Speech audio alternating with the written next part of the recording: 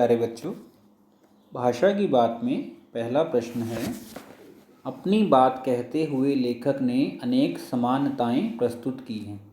ऐसी तुलना से अर्थ अधिक स्पष्ट एवं सुंदर बन जाता है कि कई बार हम कुछ ऐसे शब्दों का प्रयोग करते हैं जो दो वस्तुओं में समानता दिखाने के लिए प्रयुक्त किया जाता है। जैसे संभ्रांत महिला की भांति वे प्रतीत होती थी। नदियाँ जो हैं किसी संभ्रांत महिला की तरह लगती थी। माँ और दादी मौसी और मामी की गोद की तरह उनकी धारा में डुबकियाँ लगाता कि नदी की धारा को माँ और दादी की गोद के समान बताया गया है। इसी प्रकार से आपको भी अपनी हिंदी की पुस्तक के अन्य पाठों में से कुछ ऐसे वाक्य निकालने हैं जिसमें समानता बताई गई हो। जैसे कि पहला है, सचमुच दादी माँ शाप भ्रष्ट देवी सी लगी। इसके बाद दूसरा वाक्य है, बच्चे ऐसे सुंदर जैसे सोने के सजीव खिलौने की बच्चों की को सजीव खिलौने के समान बताया गया है। हरी लकीर वाले सफ़ेद गोल कंचे बड़े आंवले जैसे कि इस वाक्य में कंचों को आंवले के समान बताया गया है। इसी प्रकार से चौथा उदाहरण है, बड़े मियाँ के भाषण की तूफान मेल के लिए कोई निश्चित स्टेशन नहीं है।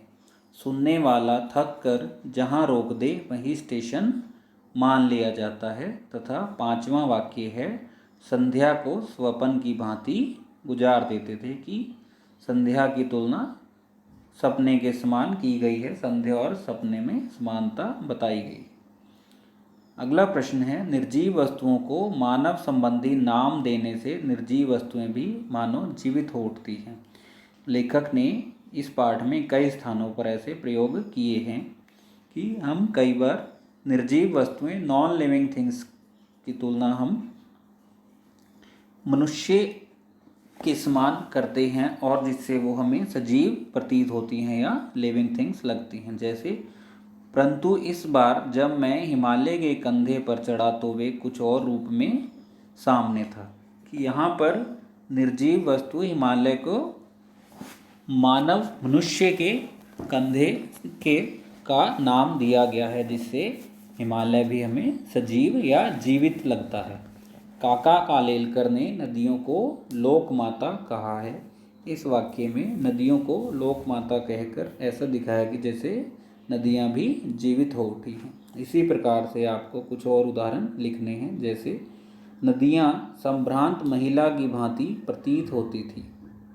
दूसरा वाक्य है, जितना कि हिमालय की गोद में बच्चियाँ बनकर ये कैसे खेला करती थी। हिमालय को समुद्र और ससुर को दामाद कहने में कुछ झिझक नहीं होती। तथा चौथा वाक्य है, बूढ़ा हिमालय अपनी इन बेटियों के लिए कितना सिर धुनता होगा। इन वाक्यों में नदियों को संभ्रांत महिला अर्थात सजीव वस्तु का नाम दिया गया है।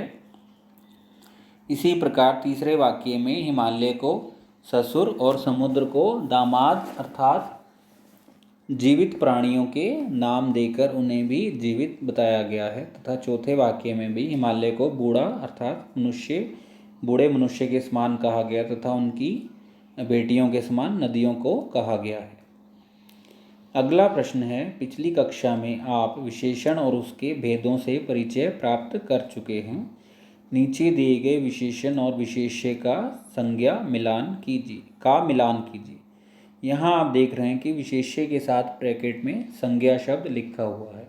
अर्थात विशेष्य वे शब्द होते हैं, वे संज्ञा या सर्वनाम शब्द होते हैं जिनकी विशेषता बताई जाती है। जैसे अगर हम कहें लाल घोड़ा, तो लाल शब्द जो है घोड़ा संज्ञा की विशेषता बता रहा है, तो यहाँ पर घोड़ा जो है एक विशेष्य है।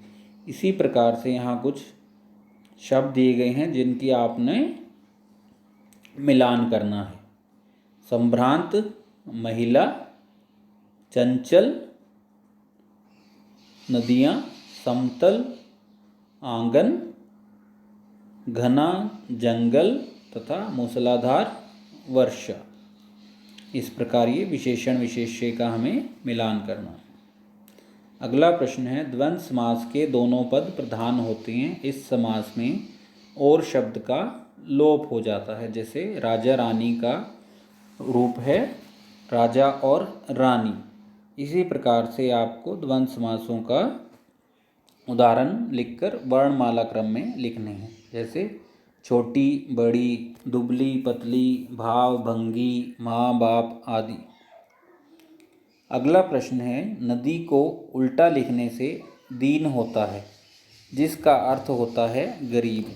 कि आप भी कुछ ऐसे शब्द लिखिए जिनको यदि हम उल्टा लिखें तो उनका कुछ अर्थ हो, तथा साथ ही उसकी संज्ञा का नाम भी हमें लिखना है। तो इसमें पहला है नव। नव को उल्टा करके लिखने से उसका रूप बनता है वन। यह जातिवाचक संज्ञा का उदाहरण है।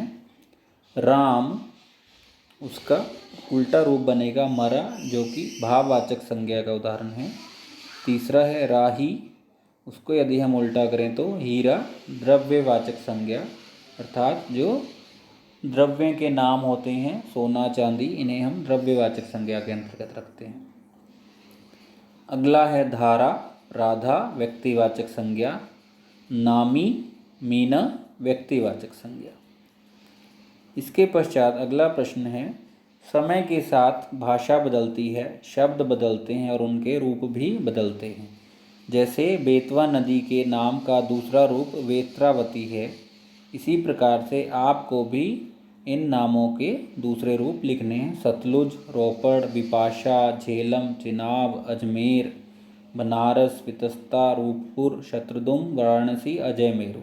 तो इनको आपने पुराने नाम और नए नाम का मिलान करना है। तो सतलुज नदी का पुराना नाम है शत्रुम, झेलम का वितस्ता, रोपड़ रूपपुर, अजमेर अजयमेरू, बनारस वाराणसी तथा विपाशा चिनाब। इसी प्रकार से आखिरी प्रश्न है, उनके ख्याल में शायद ही यह बात आ सके कि बूढ़े हिमालय की गोद में बच्चियां बनकर ये कैसे खेला करती।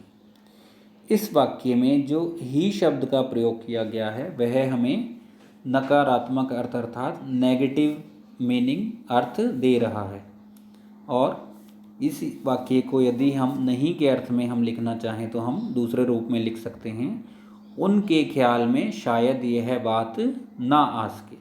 तथा इसी प्रकार से कुछ कई बार नकारात्मक प्रश्नवाचक वाक्य में हम नहीं का इस्तेमाल नहीं करते हैं, लेकिन उसका अर्थ नहीं के रूप में नहीं होता। जैसे महात्मा गांधी को कौन नहीं जानता।